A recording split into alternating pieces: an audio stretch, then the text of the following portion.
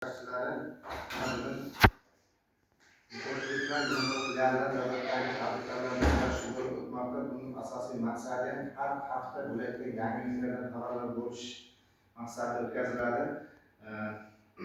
Bizlarda asosan hozir bugungi kunda mahalla va tartibda ishlayotgan mahalla banklar tomonidan, agentlar tomonidan tadbirkorlarga, fuqarolarga yengillik yaratish maqsadida tadbirkor yo'nalishlarda har xil kreditlarimiz ochib turibdi, yana ishlayapti.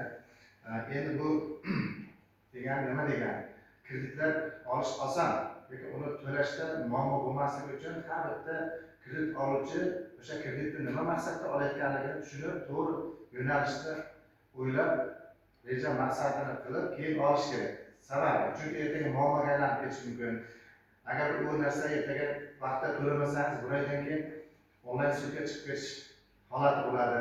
Undan keyin sudga o'tib ketgandan keyin majburiy ijroga o'tib ketadi. Majburiy ijro o'zining yig'imini oladi, sud o'zining bosh to'lovini oladi. Xullas, olganda mana shu aylanib boradida hammasi yoningizga, shu cho'ntagingizga jabr bo'ladi. Shuning uchun har bitta kreditni olayotganda kredit oluvchilar, fuqarolar o'ylab bir maqsad rejalashtirib keyin olish kerak.